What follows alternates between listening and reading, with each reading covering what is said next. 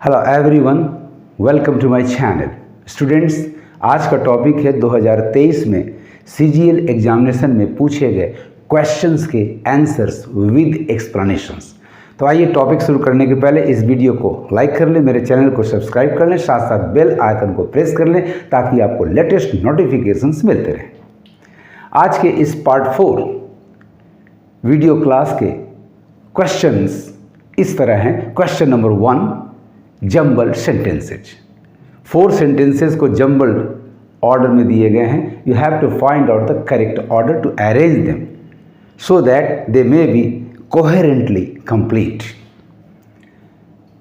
Sentence number A आपका है, tigers are largest members of the cat family, they are found in many parts of Asia.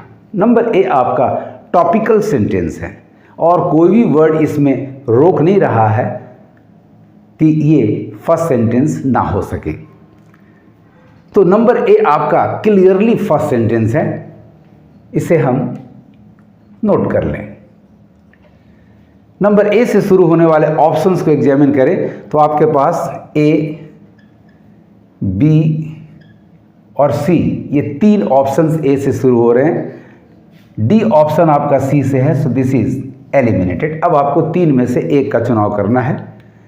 ए में second sentence आपका D है, B में B है और सी में सी है। अब देखते हैं कि दूसरा सेंटेंस कौन है। यदि वो पकड़ में आ गया तो फिर हमारा आंसर क्लियर हो जाएगा। बी आपका है, they mostly live in dark forest and sleep during the day, they come out for hunting pigs and deer by night. अब यहाँ ये सेकंड सेंटेंस हो सकता है, लेकिन ज़रा आगे बढ़कर देख लें कि क्या इसके पहले भी कोई आ सकता है।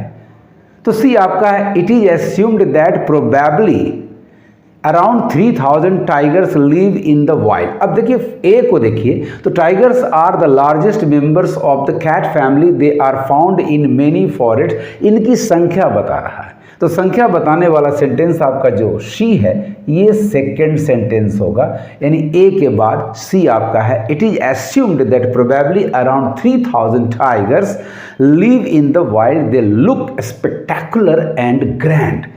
तो सेकंड सेंटेंस आपका सी है, तो ए में आपका सेकंड सेंटेंस डी है, ये एलिमिनेटेड हो गया। बी में आपका बी है, ये भी एलिमिनेटेड हो गया। सो राइट आंसर आपका फाउंड आउट हो गया नंबर सी, ए के बाद सी। अब सी के बाद देखिए बी की बारी आती है। दे यानी ये tigers mostly live in the dark forest and sleep during the day, they come out for hunting pigs and deers by night. So this is the third sentence, यानी ए, सी और B, और finally आपका D जो हो गया ये आपका 4th sentence हो गया। It is almost impossible for us to see them against jungle background, especially when they are standing still because of their striped coats. Unlike cats, tigers like bathing much. Right answer is number C, A, C, B, D. सबसे पहले tigers are the largest members, उसके बाद number आएगा C का। It is assumed that probably around 3000 tigers live in the wild, they look spectacular and grand. उसके बाद number B की बारी आती है, they mostly live in the dark forest, और तब फाइनली डी आता है, it is almost impossible for us. Thus the students, the right answer that we have found out is number C, A, C, B, D. Now come to question number 2, passive to active. आपको एक passive sentence दिया गया है जिसे active में बनाना है। आपका दिया हुआ सेंटेंस है, the task has been completed। यहाँ पैसिव सब्जेक्ट आपका the task है, एक्टिव में ये ऑब्जेक्ट हो जाएगा। has been completed ये प्रेजेंट परफेक्ट का पैसिव फॉर्म है, इसे एक्टिव में हैज प्लस मेन वर्ब 3 या have plus main verb 3 completed होना चाहिए। एजेंट यहाँ नहीं दिया हुआ, एजेंट कोई भी हो सकता है। सो समवन से आपका सेंटेंस स्टार्ट करेगा। समवन, समवन, समवन, समवन, ये चारों ऑप्शंस में आ रहा है। क्रिया आपकी हैज कंप्लीटेड होना चाहिए। विल बी ये एलिमिनेटेड हो गया। Someone has completed the task, आपका बी बिल्कुल करेक्ट ऑप्शन हो गया। सी समवन हैज बीन, ये रॉन्ग हो गया क्योंकि हैज बीन कंप्लीटिंग होगा नहीं प्रेजेंट परफेक्ट के एक्टिव में। And number D someone completes present indefinite भी इसका एक्टिव फॉर्म नहीं होगा। So the right answer is number B, someone has completed the task. Question number 3, again jumbled sentences. A B C D, ये 4 sentences jumbled order में है and we have to find out the correct order to arrange them in a coherent form. Sentence number A, they stand, ये they कौन, इसका anaphora होना चाहिए, यानी इसके पहले एक सेंटेंस होना चाहिए। So this is not possible for it being the first sentence of the passage. अब देखिए दे का एनाफोरा कहां है, तो number B, India is a country where people are full of immense prolixity and exemplary story telling. ये topical sentence आपका हो जा रहा है, कहीं भी कोई वर्ड रुकावट नहीं बन रहा। भाई इंडिया इज ए कंट्री, एक ऐसा देश है where people are full of immense prolixity and exemplary story telling. So number B is दस द फर्स्ट सेंटेंस। अब देखिए बी से आपका ऑप्शन ए डी से स्टार्ट हो रहा है, एलिमिनेटेड। बी को हमें रिटेन करना होगा क्योंकि बी से स्टार्ट हो रहा है। सी को भी रिटेन करना होगा क्योंकि ये भी बी से स्टार्ट हो रहा है। डी आपका एलिमिनेटेड हो गया क्योंकि ए से स्टार्ट नहीं होना है, दे रुकावट है। डी में द महाभारता, यदि ए को लेते हैं, the Mahabharata, the Mahabharata and the Ramayana are 2 great examples of, ये एग्जाम्पल सीधे स्टार्टर नहीं हो सकता।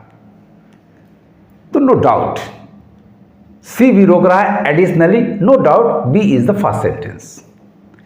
तो हमें अब ऑप्शन बी और ऑप्शन सी में से एक को सेलेक्ट करना है। सेकंड सेंटेंस डी होना चाहिए कि ए होना चाहिए, वी हैव टू सी। तो फर्स्ट सेंटेंस आपका बी हो गया, India is a country where people are full of immense prolixity and exemplary story telling. अब देखिए ये स्टोरी टेलिंग की बात आ रही है, एग्जेम्पलरी स्टोरी टेलिंग की बात आ रही है। ऑप्शन नंबर डी में देखिए, the Mahabharata and the Ramayana are 2 great examples of colossal works that unquestionably enjoy the virtue of being big sources for story telling for cultural ethos of the country, जिसके बारे में कहानियां कही जाती हैं। यानी डी आपका सेकंड सेंटेंस हो गया स्टूडेंट्स, बी के बाद डी, यानी राइट आंसर आपका इजीली फाउंड आउट हो गया number B and the C is eliminated. अब डी के बाद देखिए, डी को पढ़ते हैं, the Mahabharata and the Ramayana are 2 great examples of colossal works that unquestionably enjoy the virtue of being big sources for the cultural ethos of the country. Number A, Mahabharata and Ramayana they stand, they का anaphora मिल गया, Mahabharata and Ramayan.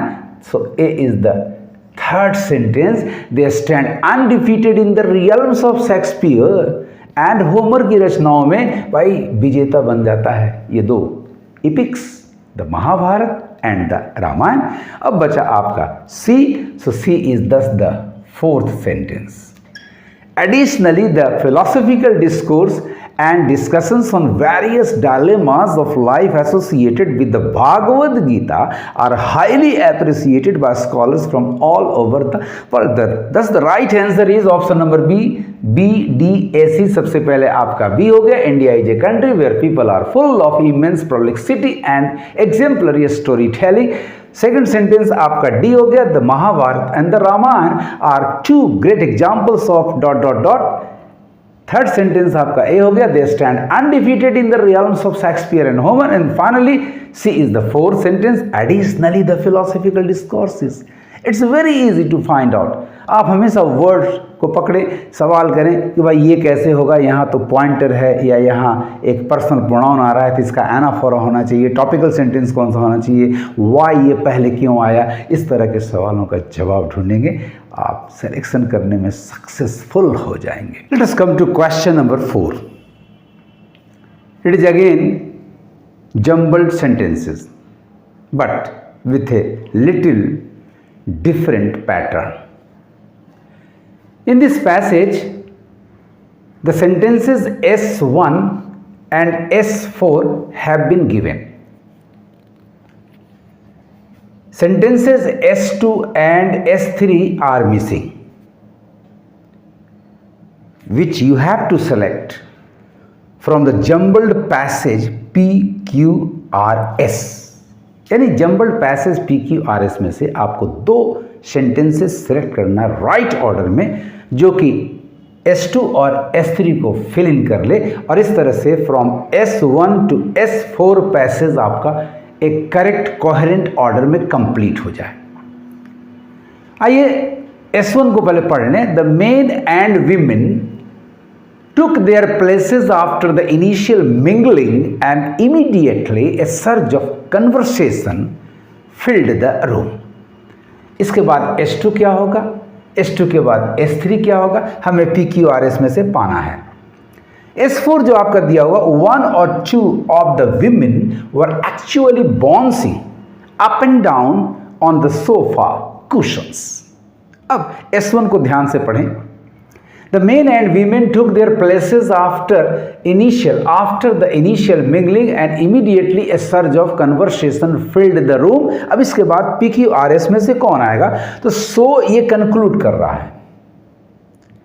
At the beginning they mingled awkwardly, ये तो इसके पहले का है, यानी S1 के पहले का है, यानी आपका P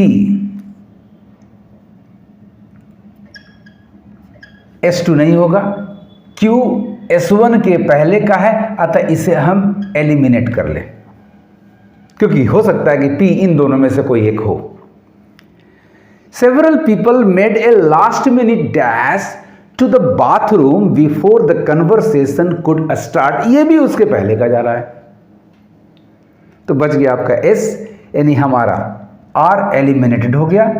हमें P और S में से चुनाव करना है।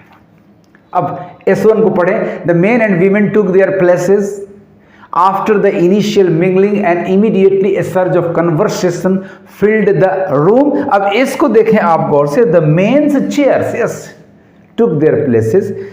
The men's chairs were far enough away from the women's couches, यानी आपका पहला सेंटेंस यानी S2 सेंटेंस आपका S होगा, और S से आपके पास एक ही ऑप्शन है, द राइट ऑप्शन इज दस नंबर 2।